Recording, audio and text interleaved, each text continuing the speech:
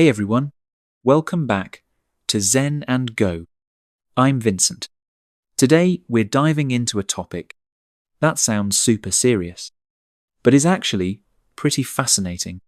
Why some countries can openly possess enough nuclear weapons to destroy the planet, while others can't even touch the stuff? It's kind of like those privileged kids' cliques from high school, except with world-ending consequences. Picture this scenario. Pause. 5 honor students form a weapons club.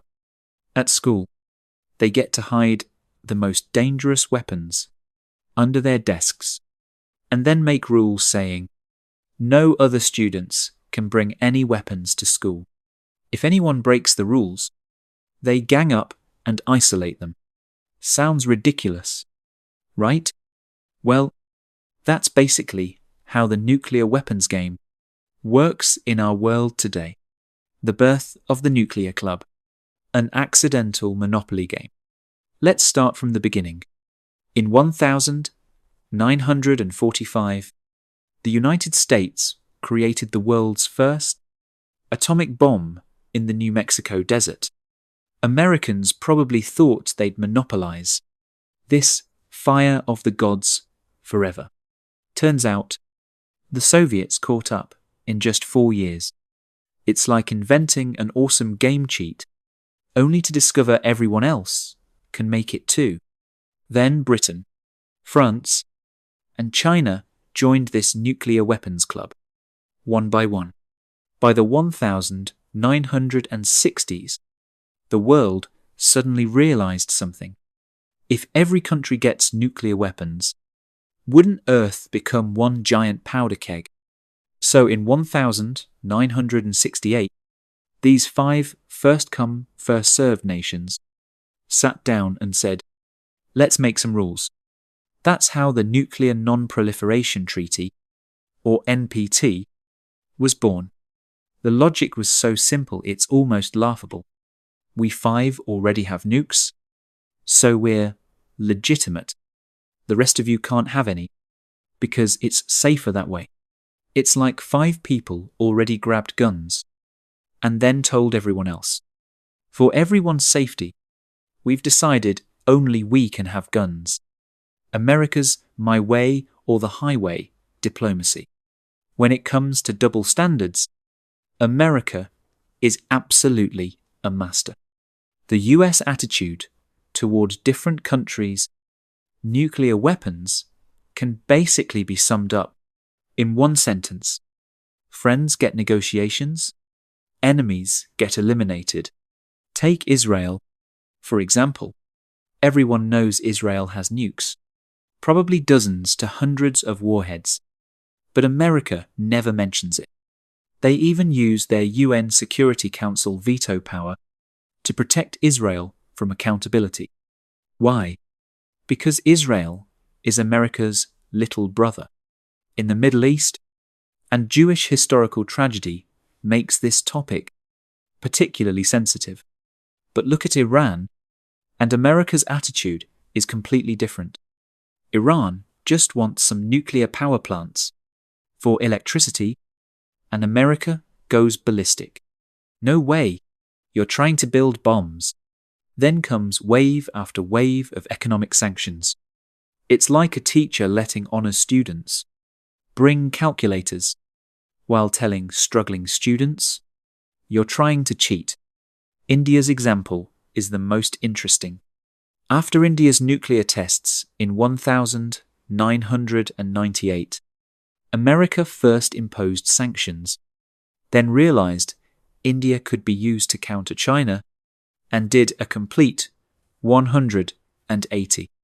In 2008, America even signed a civilian nuclear cooperation agreement with India, basically giving them a backdoor. Sure, you didn't sign the NPT, but we recognize your nuclear status. Other countries watching this must have thought, wait, since when is international law this flexible? China's I need phase 2 strategy. China has its own calculations on nuclear weapons. China always brands itself as a responsible nuclear power, promising not to use nukes first. Sounds very noble, but look closer, and China's standards are pretty flexible too. With Pakistan, China helped quite a bit in the 1970s. Why? Because Pakistan was a chess piece to counter India. While China publicly supported non-proliferation, they secretly transferred nuclear technology to Pakistan, helping them successfully conduct nuclear tests in 1998. It's like the class president telling students not to fight while secretly passing weapons to their friends. China's attitude toward North Korea is even more complex. China doesn't want North Korea to have nukes and destabilize Northeast Asia, but they also don't want the regime to collapse and have US troops deployed right on the Chinese border. So China adopted a fence-sitting strategy. Support UN sanctions on North Korea, but always make the sanctions just a little bit short of what would actually collapse the regime. This delicate balancing act shows China prioritizes its own geopolitical interests on non-proliferation issues too. North Korea. Small nation, nuclear survival, 101. North Korea might be the most interesting player in this game. As a small country whose economy is smaller than a single Chinese province, North Korea managed to use nuclear weapons to create a presence on the international stage. North Korea's logic is actually pretty simple. We saw what happened to Saddam and Gaddafi. Saddam didn't have nukes. America overthrew him. Gaddafi gave up his nukes, still got overthrown. So North Korea concluded, only nuclear weapons guarantee regime survival. This nuclear insurance theory sounds crazy, but from North Korea's perspective, it makes sense. Every time North Korea conducts nuclear tests, the international community condemns and sanctions them, but nobody dares actually use force. Why? Because nobody knows if this crazy Kim dynasty, when really cornered, might actually push the nuclear button. An American expert once joked, North Korea's nuclear program is the world's highest ROI military project. Spend a few $1 billion to get global attention and equal status at the negotiation table. It sounds harsh, but there's truth to it. Iran, dancing dangerously on the nuclear threshold. Iran's story is more like a suspense thriller. Iran insists they just want peaceful nuclear energy, developing nuclear power plants, but Israel and America insist Iran is secretly developing nuclear weapons. The core issue is this: uranium enrichment technology can be used for both nuclear fuel and nuclear weapons. It's like a kitchen knife. You can cut vegetables or hurt people, depending on how you use it. Iran says, we just want to cut vegetables. America says, you're holding such a sharp knife. You must want to hurt someone. The 2015 Iran nuclear deal temporarily eased this contradiction. Iran agreed to limit uranium enrichment activities, and the international community lifted economic sanctions. But Trump unilaterally withdrew from the agreement in 2018, saying, this deal is too weak.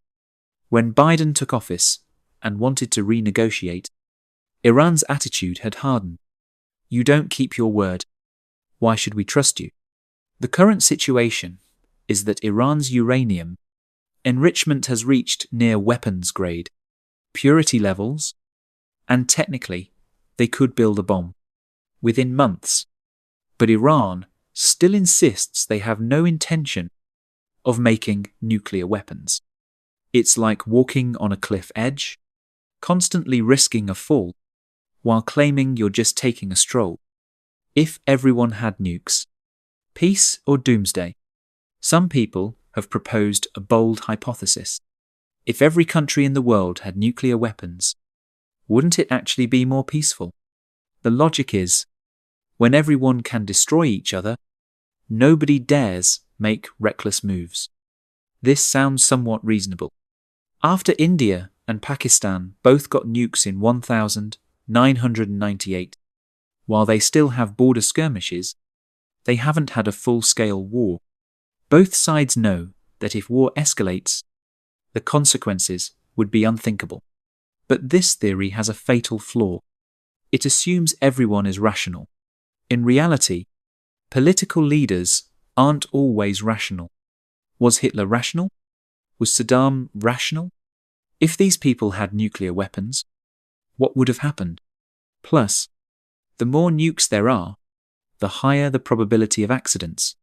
During the Cold War, both the US and USSR had nuclear system false alarms that almost triggered nuclear war. If 50 countries had nuclear weapons, any technical malfunction or human error could cause a chain reaction. Even scarier is the risk of nuclear terrorism. Governments might consider consequences, but terrorists won't.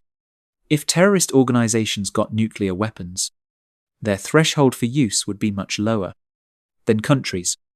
The harsh reality and the distance to ideals.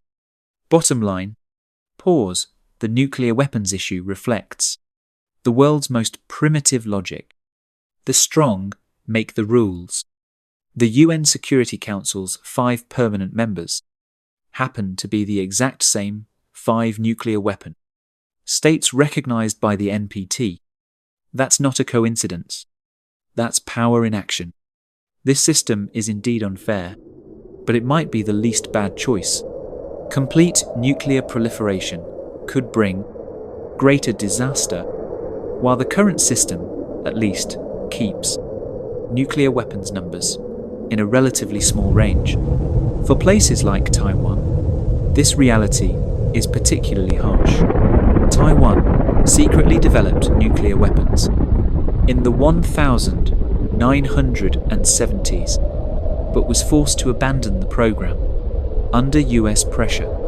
Now Taiwan faces nuclear-armed mainland China at a clear security disadvantage, but restarting a nuclear program is nearly impossible because it would face enormous pressure from the US and international community. Conclusion: finding balance in an imperfect world. The nuclear weapons double standard problem has no perfect solution.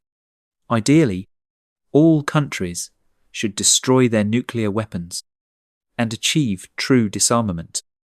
But in a world full of competition and mistrust, no country wants to be first, to lay down their weapons. Maybe what we can do is recognize reality and seek relative stability in an imperfect system, support disarmament efforts, promote international arms control cooperation while keeping clear heads and not being blinded by idealism. After all, in this nuclear age, we're all in the same boat. Whether you're a nuclear or non-nuclear state, if nuclear war breaks out, nobody can escape unscathed. All right, that's our deep dive for today. If you found this topic interesting, hit that like button and subscribe to our channel. We'll see you next time as we continue exploring the fascinating complexities of our world. Remember, keep thinking, keep questioning. This world is way more complex than what meets the eye.